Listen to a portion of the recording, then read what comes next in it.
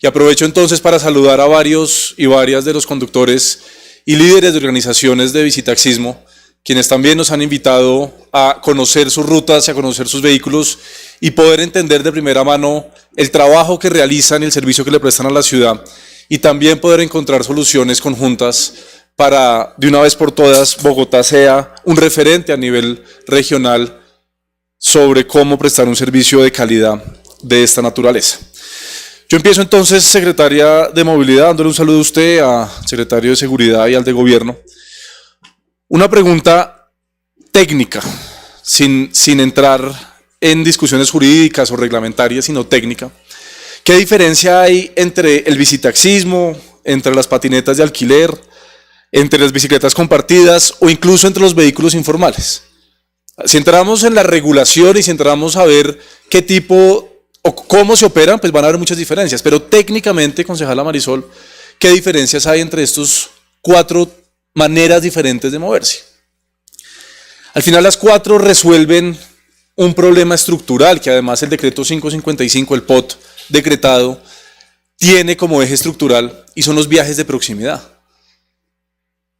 Y es que en estos cuatro tipos de modo de moverse, sea un bicitaxi, sea una bicicleta compartida, sea una patineta de esas que antes había a disposición de quienes las quisieran utilizar, o incluso vehículos informales en los cuales se les cobra al usuario entre 1.200 a 2.000 pesos, cumplen casi con la misma función, y es realizar un viaje de proximidad, es decir, de la casa o de la universidad o lugar de trabajo a una estación de Transmilenio, viajes cortos dentro del mismo barrio, o incluso, como lo decía María Clara, viajes escolares. También conocí varios casos en el cual el bicitaxista es el vehículo escolar de una casa en particular. Pero entonces aquí, concejal Carrillo, pareciera que hay una obsesión con los buses, en que es el único modo posible de realizar incluso los viajes de proximidad. Y digo esto, Lucía, porque en la rueda de prensa que la alcaldesa hizo hace varios meses, dijo que es que las rutas del SITP ya cubrían todas las rutas que hacían los bicitaxis. Y eso es un error no solamente de información, no solamente político, es un error técnico. El día que una ruta de bus cumpla con todas las rutas que tiene una ciudad, está siendo ineficiente. Porque precisamente lo que buscan los viajes de proximidad, sea en bicicleta de alquiler, en patineta, en bicitaxi, es poder suplir unos viajes de una muy baja densidad, bajísima densidad. 1, 2, máximo 3 personas. Entonces, pretender que todas las rutas de un SITP van a reemplazar estos viajes de proximidad es un error técnico. Pero es que además lo hizo en un marco de una rueda de prensa donde, secretario de Seguridad, yo creo que ahí cometieron un error de cálculo por tratar de identificar una parte de un problema, englobaron a un montón de personas que prestan un servicio, y me quiero ceñir en lo técnico, que es fundamental para la ciudad. Sin todavía entrar en los detalles jurídicos ni reglamentarios, quiero insistir en la importancia de los modos de los viajes de proximidad. Quiero insistir en la importancia técnica de que una ciudad pueda ofrecer diferentes tipos de moverse para poder hacer esos viajes cortos. Insisto, ya sea dentro del barrio, ya sea para llegar a una estación de Transmilenio o eventualmente del metro, y por qué no, para unos viajes escolares, siempre y cuando se garanticen unos mínimos de seguridad para las niñas y los niños que lo tomen. Una ciudad vibrante, una ciudad vital, una ciudad como la hemos mostrado en diferentes debates. Hoy María Clara traía los casos de Barcelona, hay diferentes casos en otras ciudades del mundo, ofrecen este tipo de servicios. No tiene nada de malo usted llegar a una estación del sistema de transporte masivo, una patineta eléctrica, por ejemplo. Allá atrás veo una patineta, no sé de quién sea, pero eso resuelve viajes de proximidad, lo que llamamos viajes de último kilómetro.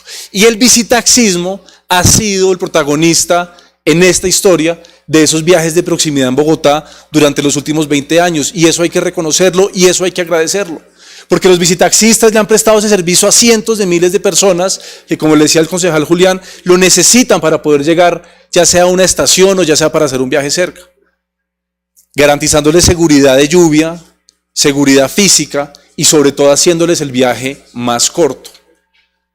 Y ese es un reconocimiento que yo siento a la ciudad le ha hecho falta hacerlo públicamente.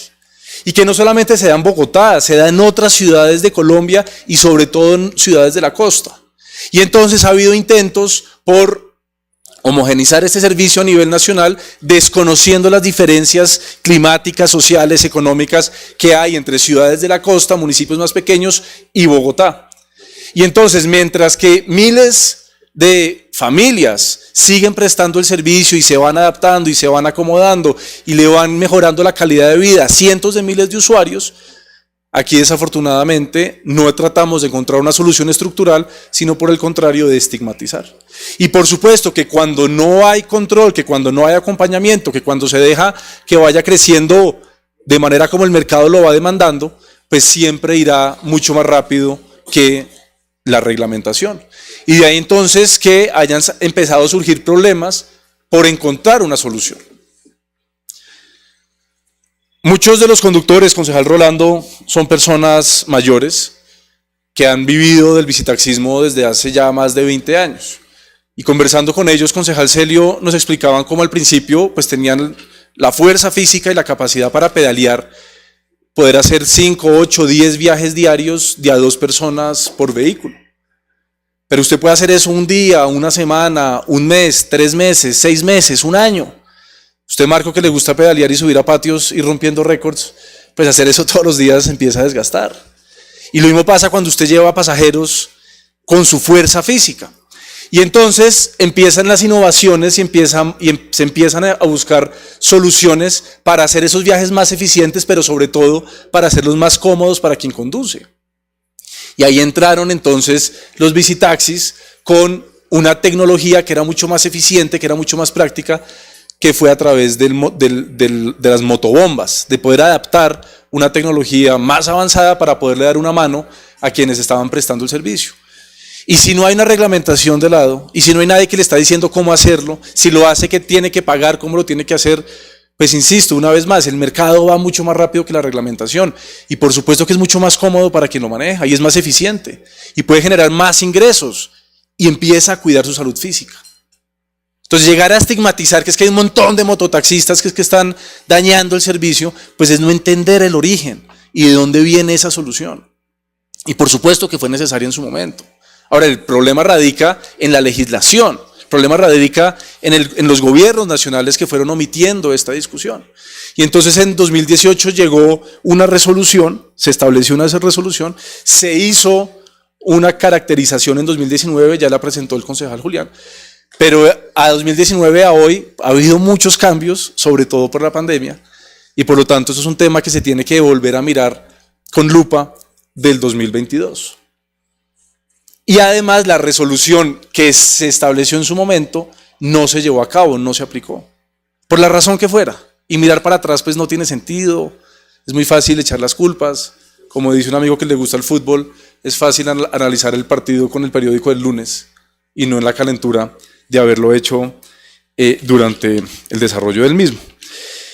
Y entonces vino la famosa rueda de prensa de la alcaldesa en donde, insisto, estigmatizó, secretario de Seguridad, a todo el gremio de los bicitaxistas. Porque dijo, es que todos, no importa si tienen motor o no motor, todos son delincuentes y todos hacen parte de unas estructuras criminales. Y eso es no reconocer el servicio que prestan, insisto, y es además caer en un error de decir que es que todos son iguales. Y entonces ahí con el concejal Manuel Sarmiento sentimos la necesidad de poder entender de fondo qué estaba sucediendo, poder conversar con diferentes agremiaciones sin conocerlas además, una convocatoria abierta. Fuimos construyendo confianza a lo largo de las diferentes conversaciones. Y ahí quiero reconocerle, secretaria de Movilidad, a usted y su equipo, un acompañamiento constante, a Freddy, a Andrés, a Felipe, a las diferentes personas que han asistido, que asistieron a las diferentes reuniones, con el interés de poder construir. Y también estuvimos invitando al Ministerio de Transporte. Porque es que aquí, por más de que queramos que Bogotá pueda tener la solución en el corto plazo, dependemos del Ministerio de Transporte. Es una reglamentación nacional. Y el Ministerio de Transporte tuvo mucha voluntad y estuvo asistiendo. Hicimos 6 reuniones, tanto aquí en el Consejo como en el Ministerio, con personas del equipo de la Secretaría de Movilidad, con funcionarios del Ministerio de Transporte, con distintos visitaxistas, hombres y mujeres, con los equipos del concejal Sarmiento, con el mío, e invitando a los demás concejales y concejalas. Allá alcanzó a estar el concejal José Cuesta con su equipo al principio, haciendo acompañamiento. Y yo siento que hubo muchos avances. Y en esto, con la Secretaría de Movilidad nos comprometimos incluso a llevarles algunas peticiones al Ministerio de Transporte, y así se hizo. Y llegamos a un cuello de botella. Y es que el ministerio dejó, como que puso pausa y dejó de seguir con esos espacios.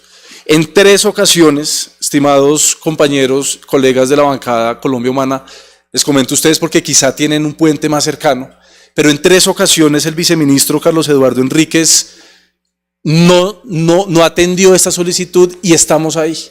Les quisiera invitar a que se sumaran, a que si podemos hacer ese puente para poder seguir avanzando.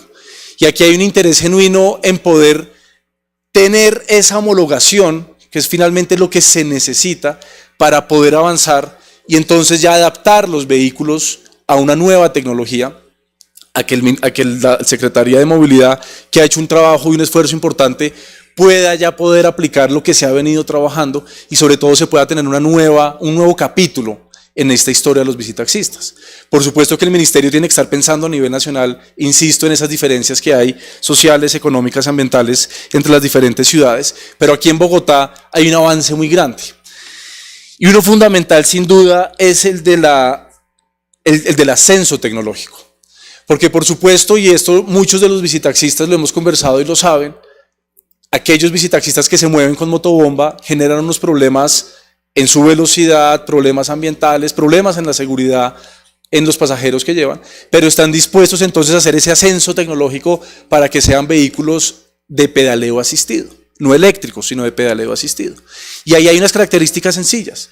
Por ejemplo, no es lo mismo una batería de 500 vatios, que podría llevar máximo una persona en una inclinación sencilla que las hay en Bosa, a unas baterías de 1000 vatios. Pero todo esto debe ser, y ya se ha conversado con el ministerio, pero debe quedar en esa homologación. Y estoy convencido que si avanzamos con estas conversaciones y en esta construcción de confianza, vamos a poder llegar a esa homologación de, por ejemplo, tener las baterías de 1000 vatios. Pero al aceptar las baterías de 1000 vatios, empiezan a surgir nuevos retos, secretaria, que debemos ir resolviendo. Por ejemplo, los puntos de carga. Una batería de 1000 vatios pesa cerca, Francisco me corregirá, entre 40 a 45 kilos o incluso más, y casi el 20% de lo que pudimos conversar, esto no es oficial, de las conductoras son mujeres. Y muchos además también son personas de una edad avanzada. Cargar todos los días una batería de más de 50 kilos es un problema físico. Y ahí entonces la Secretaría de Movilidad y la Secretaría de Planeación debe identificar puntos de recarga y se debe empezar a integrar el servicio del visitaxismo como un servicio integral de los viajes de proximidad. Y no solamente sacar una regulación, una homologación y ya verán ustedes qué hacen. Y luego viene un problema aún más grave, que nos dábamos cuenta con el concejal Sarmiento, y es que por tratar de encontrar espacios de avanzar y encontrar soluciones, se iba a venir un problema enorme y es quién paga ese ascenso tecnológico.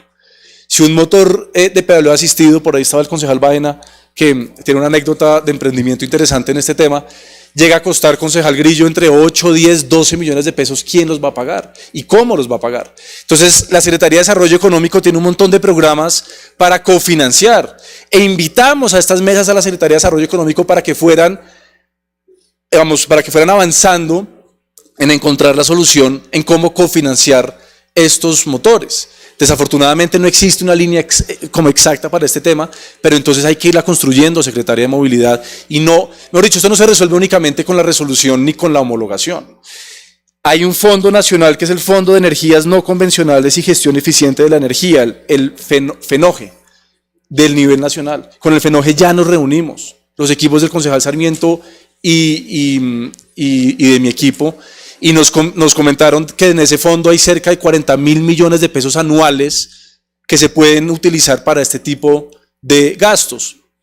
Pero eso no depende de los concejales ni de los visitaxistas, eso depende del trabajo y del liderazgo y de la voluntad por parte de la Secretaría de Movilidad y por supuesto del Ministerio de Transporte para poder ir avanzando.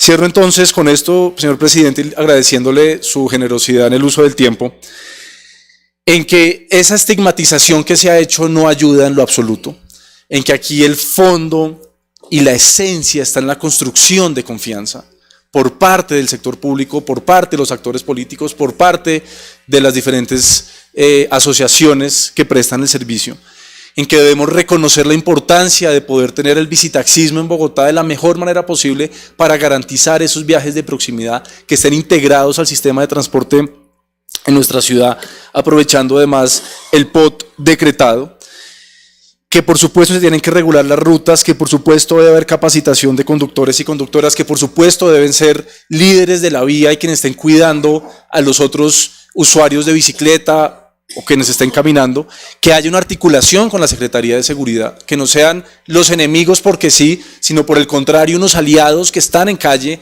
que están con los ojos pendientes, que están llegando a zonas de la ciudad donde quizá por distintas razones no lleguen otros actores importantes, y que hagamos de este problema y de este reto una solución y una oportunidad para que Bogotá, insisto, se convierta en una referencia internacional de cómo tener integrado un servicio de viajes de proximidad a partir de unos actores fundamentales que son los visitaxistas.